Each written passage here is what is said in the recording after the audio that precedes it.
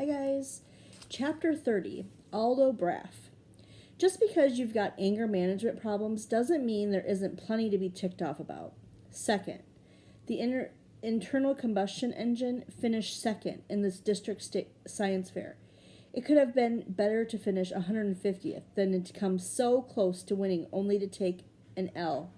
I don't care about the trophy. You can find that plastic junk in the dollar store. But we were a hair away from saving Ribbit. And they gave first place to a bunch of dweebs whose teacher didn't even need saving. I barely remember their project, some windmill thingy. No one's ever going to forget ours. Definitely not the fire department, who had to spray down all the bushes and trees because of the conflagration containment, whatever that means. Miss Fountain tries to make us all feel better. You can't take this so personally, she tells us on Monday morning. Your project was just as good as the wind turbine, but clean power is pretty hot these days. Hot? I echo. We set the whole street on fire. What could be hotter than that? She's patient. I mean popular. People care about the environment. Your project was wonderful, but internal combustion engines are last century. How do you think everybody got to the science fair? Barnstorm challenges. They drove internal combustion engines. I'll bet nobody came by wind turbine, Elaine adds in her usual rumble. Miss Fountain just sighs. I can't be mad at her. She wanted this every bit as much as we did. It was Ribbit who showed me that teachers aren't always the enemy, even when they make you do work or yell or take away your rabbit butts. If it wasn't for Ribbit, I would never have heard of Where the Red Fern Grows, which I'd be done with now, but if we didn't drop everything to work on the science fair. I can barely picture my life before I knew about Billy, Old Dan, and Little Ann, who feel like real people to me, except Old Dan and Little Ann, who are dogs. Poor Mr. Kermit, says Kiana. I can't believe we let him down. I don't want any more of that kind of talk, Miss Fountain lectures sternly. You didn't let him down, just the opposite. He's prouder of you than he's ever been of any class, and he loves his new car. Then how come he was afraid to drive it home from the science fair, Mateo asks. That was just because of the racing fuel, she explains. Once Jake drained all of that out and put in regular gas, Mr. Kermit was fine. He has the cutest nickname for it. He calls it Coco Nerd. Isn't that adorable?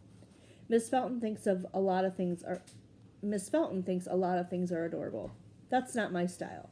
Maybe Vladimir in a lizardly kind of way, and Old Dan and Little Ann, although I never met them in real life.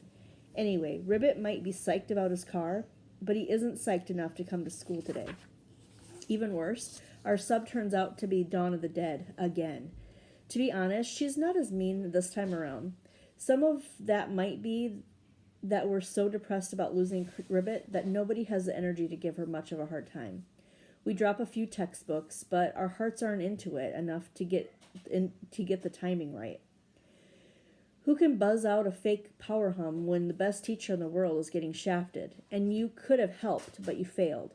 We deserve Dawn of the Dead. We deserve someone even meaner than her. I can't picture who that would be. Mateo probably knows. When she tells us to work, we don't argue with her. We don't groan and complain. We don't even goof off. I'm just as happy to get back to Old Dan and Little Ann. It might take my mind off Ribbit and how we blew it for him. Dawn watches us for a minute, and then she sighs and says, All right, let's hear it. We stare at her blankly. Come on, she persists. Something's eating you, all of you. Tell me what it is. It's like the dam breaks, and we're all jabbering at the same time. Our teacher's getting fired for no reason at all. It's not fair. That jerk Thaddeus hates Mr. Kermit. He's worse than Demonators. I should have run him over when I had the chance. It goes on and on. We never run out of complaints about how awful and unfair it is. It's the first time I've ever been in a class where everybody else is just as mad as I am, and we can't all have anger management issues. Sometimes mad is exactly what you're supposed to be. The amazing part is Dawn of the Dead doesn't chew us out or shut us down. She listens, which can't be easy with all 10 of us yelling over each other. Then she has a long conversation with Miss Fountain, who comes in to see what the racket's all about. The two of them are in the hall talking for what seems like forever. Finally, the substitute walks back into the room and faces us. Well, it seems as if I have misjudged you young people. She's wrong about that. Anything bad she thought about us last time goes double, because we had the opportunity to help Ribbit, and we came up empty. That was chapter 30.